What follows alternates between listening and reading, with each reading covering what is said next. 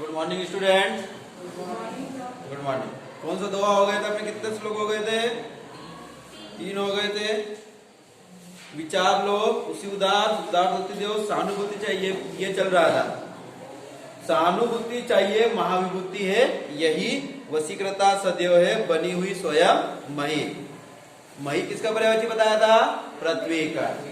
विरुद्धवाद बुद्ध का दया प्रवाह में बहा, मतलब शुरुआत में कहता था कि गौतम बुद्ध के विचारों को भी लोग नहीं मानते थे, उनका भी विरोध करते थे, पर धीरे धीरे गौतम बुद्ध के विचारों को कुछ लोग मानने लगे और आज के समय तो बहुत जगह उनके विचारों को माना जाता है।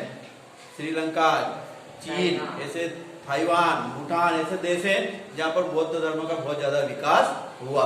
हमारे भारत देश में बुद्ध अनुयायी रहते हैं। वही उदार है परोपकार जो करे, वही व्यक्ति उदार है, वही व्यक्ति महान है जो परोपकार करे, जो दूसरों की सेवा करे, और वही मनुष्य जो दूसरों के लिए मरे और दूसरों के लिए जिए। रहो न भूल के कभी मदांध तुच्छ वित्त में। अब यहाँ पर हमें क्या करना है? यहाँ पर क्या बताया गया है कि कभी घमंड नहीं करना चाहिए। तुच्छ धन, धन क्या है? तुच्छ के समान माना गया है। कवि ने धन को क्या माना है? तुच्छ के समान, जो आता जाता रहता है, एक जगह स्थिर नहीं रहता। तो इस धन पर कभी भी हमें घमंड नहीं करना चाहिए। सनात जान आपको करो ना गर्व चित्त में, और यदि आप धनवान हो तो अपने आप पर गर्व मत करो कि मैं सब कुछ हूं। सनात मतलब मैं सब कुछ हूं, कुछ नहीं हो। सब कुछ कौन है? त्रिलोकनाथ, तीनों लोगों का स्वामी। अनाथ कौन है? यहाँ त्रिलोकनाथ साथ है। यहाँ पर अनाथ कोई नहीं है, सबका रखवाला है, सबका पालने वाला है। कौन है? त्रिलोकनाथ। किसे कहा गया है? ईश्वर को, भगवान को। दयालु दीन बंधु के बड़े विशाल हाथ है, और उस ईश्वर के बड़े विशाल हाथ है। बड़े विशाल हाथ मतलब कि वो उसने अपने हाथों से सबको संभाल के रखा है, किसी को छोड़ा नहीं है। अति भाग्यहीन है अधीर भाव जो करे, और भाग्यहीन वही व्यक्ति है जो धन पर घमंड करे, है ना? तो हमें धन पर घमंड नहीं करना चाहिए। भाग्यहीन वह व्यक्ति है जिस पर ईश्वर की कृपा नहीं हो, और ईश्वर ने जिसको जन्म दिया है सब पर अपनी कृपा बनाए रखी है। वही मनुष्य जो मनुष्य के लिए मरे।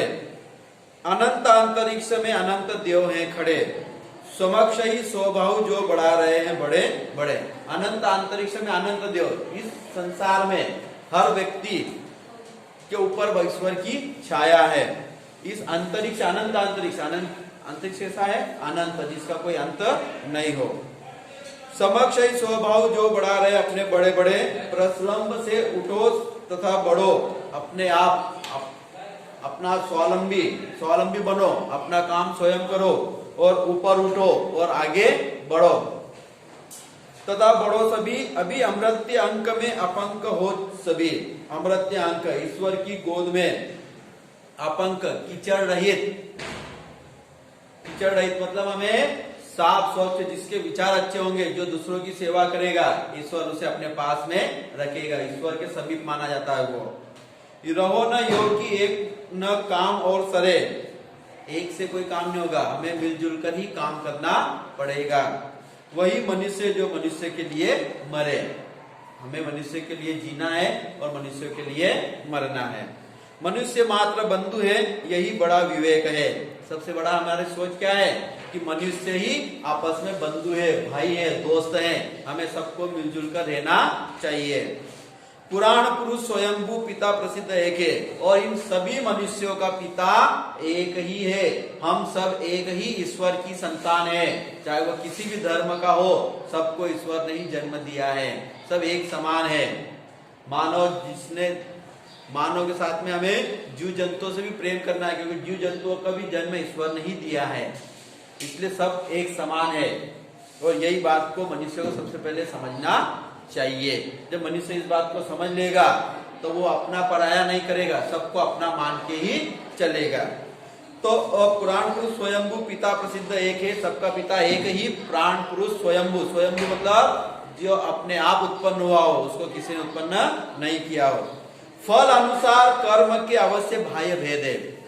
सभी का जन्म ईश्वर ने दिया है, परंतु जिसने जैसा कर्म किया है उसको वैसा फल ईश्वर देता है। फल अनुसार कर्म के अवश्य बाह्य भेद है, इसीलिए कर्म के अनुसार सबको अलग अलग फल मिलता है। कोई अमीर है तो कोई गरीब है, जिसका जैसा पिछले जन्म में जैसा कर्म होगा उसको इस जन्म में वैसा फल मिलेगा। परंतु अंतरिक्ष में प्राणभूत वेद है, और परंतु वेदों में भी इसी बात का वर्णन किया गया है कि सब एक ही ईश्वर की संतान मानी गई है, और हमें सबका मिलजुल कर सहयोग करना चाहिए, एक दूसरे की मदद करना चाहिए। अनर्थ है कि बंधु ही न बंधु की व्यथा है। सबसे बड़ी मुसीबत, सबसे बड़ी परेशानी की बात यही है कि मनुष्य ही मनुष्य की मुसीबत को नहीं समझता। एक मनुष्य ही दूसरे मनुष्य को परेशान करता है। कोई जानवर परेशान नहीं करेगा, कौन मनुष्य ही मनुष्य को परेशान करता है। किसी को चोरी, किसी का चोरी करता है तो किसी को परेशान करता है, किसी को मारता है। मानव ही मानव आपस में एक दूसरे को परेशान कर रहे हैं। यही सबसे बड़ी क्या है, विडंबना है, अनर्थ की बात है। वही मनुष्य जो मनुष्य के लिए मरे, सच्चा मनुष्य वही है जो मनुष्य के लिए जिए और दूसरों के लिए मरे। चलो अभिष्ट मार्ग में सहर्ष खेलते हुए। अभिष्ट मार्ग मतलब जीवन रूपी पथ पर जन्म से लेकर मृत्यु तक हमें सहर्ष मतलब हंसते हुए, मुस्कुराते हुए, सबकी मदद करते हुए जीवन में आगे बढ़ना है। हम प्रतिदिन चल रहे मतलब हमारा जो हमने जैसे ही जन्म लिया कि हमारा जीवन चालू हो गया। समय कभी रुकता नहीं है। आपकी उम्र प्रतिदिन बढ़ रही है। जैसे जैसे समय बढ़ रहा है वैसे वैसे आपकी उम्र बढ़ रही है।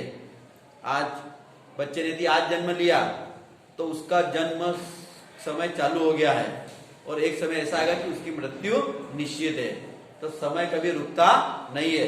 तो ये जो जीवन रूपी जो मार्ग है हमें इस पर चल रहे हैं, और इस जीवन रूपी मार्ग पर हमें सबको लेकर चलना है, सबकी मुसीबतों को दूर करना। यदि हम में वो शक्ति है, हम किसी की हेल्प कर सकते हैं, हमें सामने वालों की मदद करना चाहिए।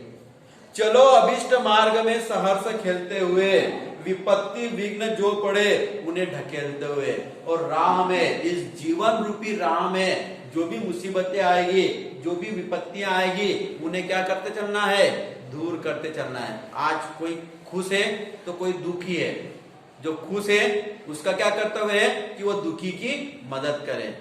समय बदलेगा, जो आज सुखी है भविष्य में वो दुखी होगा, जो आज दुखी है भविष्य में वो सुखी बनेगा।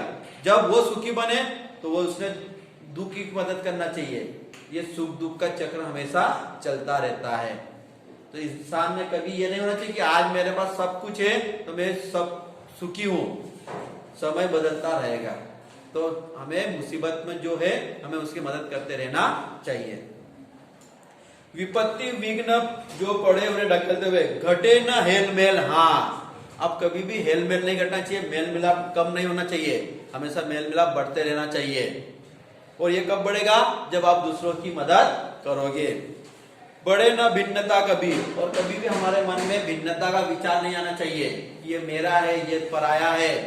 सबको हमें एक समान समझना चाहिए। अतर्क एक पंथ के सतर्क पंथ हो सभी। हमारा जीवन रूपी मार्ग सबका एक समान है, और इस मार्ग पर सब चल रहे हैं। सबके हो सकता है सोचने की शक्ति, जीवन में मुसीबतों का आना जाना ये अलग अलग हो सकता है, पर चलना सबको एक समान है। जीवन पथ पर सब चल रहे हैं। जैसे ही जन्म होता है, जन्म का जीवन का रास्ता चालू हो जाता है। किसी को कोई बच्चा सुखी चलता है तो कोई बच्चा बचपन से ही दुखी चलता है। कोई बच्चे को बचपन से ही बहुत ऐशो आराम की जिंदगी मिल जाती है, तो किसी को बचपन से ही दुख मिलते हैं। परंतु जैसे जैसे आगे बढ़ते जाएंगे, मुसीबतें, किसी की मुसीबतें कम होती जाएगी तो किसी की मुसीबतें बढ़ती जाएगी। जो अच्छे रास्ते पर चल रहा है, हो सकता है आगे चलने पर उसके रास्ते दुख आ जाए। जो अभी दुख के रास्ते पर चल रहा है, भविष्य में उसको खुशियां मिल जाए। रास्ते पर का किसी ने देखा नहीं है। तो अतर्क एक पंथ के सतर्क पंथ हो सभी, तभी समर्थ भाव है कि तारता हुए तरे। और तभी समर्थ, जो समर्थ है जिसके पास शक्ति है वो दूसरे को ताड़ता हुआ चले। ताड़ता हुआ मतलब उनकी मुसीबतों को दूर करता हुआ चले। तो हमसे जितना हो सके हमें दूसरों की मदद करते रहना चाहिए। वही मनुष्य जो मनुष्य के लिए मरे। यहाँ पर कवि हर लाइन के अंत में यही कह रहे हैं कि वही सच्चा मनुष्य है जो दूसरों के लिए जिए और दूसरों के लिए मरे। तो इस कविता से, मनुष्यता कविता से गुप्त जी ने हमें यह संदेश दिया है कि हमें क्या करना है, हमेशा दूसरों की मदद करते रहना चाहिए। आपको संस्कृत में अभी तो नहीं है, आपने 8th में या 7th में एक श्लोक पढ़ा होगा, परोपकाराय फलंती वृक्षा, परोपकाराय दुहंती गाव, परोपकाराय जीवंती वीरा, परोपकारार्थम इदम शरीरम, है ना। तो परोपकार के लिए क्या हो रहा है, फल वृक्ष दे रहे हैं। परोपकार के लिए मतलब दूसरों की सेवा के लिए वृक्ष क्या करते हैं, फल देते हैं। परोपकाराय वहंती नद्या, परोपकार के लिए नदियां बह रही है, उस नदियों का जल हर कोई पी रहा है। परोपकाराय जीवंती वीरा, वीरा मतलब सैनिक, परोपकार के लिए सैनिक जी रहे हैं, बॉर्डर पर खड़े होकर हमारी रक्षा कर रहे हैं। परोपकाराय दुहंती गाव, गाव मतलब गाय, दूध देने वाले दुधारू पशु, परोपकार के लिए जानवर दूध देते हैं। क्या अपना दूध स्वयं पीते हैं क्या, नहीं, जानवरों का दूध पूरी दुनिया के लोग पीते हैं। कोई दूध पी रहा है, कोई चाय पी रहा है, कोई कॉफी पी रहा है, दूध से बनी हुई चीजों का हम उपयोग कर रहे हैं। कोई दही खा रहा है, कोई छाछ पी रहा है, कोई घी खा रहा है, कोई पनीर खा रहा है। तो दूध से बनी हुई बहुत सारे प्रोडक्ट हैं। दूध यदि नहीं होगा तो हमें ये सब चीजें खाने को नहीं मिलेगी। तो दूध, जानवर दूध दे रहे हैं परोपकार के लिए, ठीक है। तो ये जो हमारा शरीर है ये परोपकार के लिए है। इनसे हमें शिक्षा लेना है। किससे शिक्षा लेना है, पेड़ से, नदी से, सैनिकों से, गायों दुधारू पशुओं से हमें शिक्षा लेना है कि हमें क्या करना है, परोपकार करना है। तो हमसे भी जैसा बन सके, हमसे जितनी जिसकी मदद हो सके हमें उसकी उतनी मदद करना चाहिए। मान लो उदाहरण के लिए क्लास में 40 बच्चे हैं, 30 बच्चे ऐसे हैं जो घर से अच्छे हैं, सक्षम हैं, और 10 बच्चे ऐसे कमजोर हैं जिनकी मतलब फीस भरने में भी परेशानी आती है, नई किताब कापी को खरीद नहीं सकते।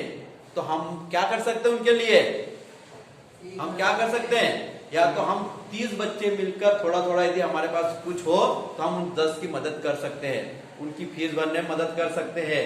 उनको हमारे पास यदि कॉपियां ज्यादा है, नोटबुक ज्यादा है, तो एक एक कॉपी हमारे पास यदि एक्स्ट्रा है तो हम एक एक कॉपी उनको देकर उनकी हेल्प कर सकते हैं।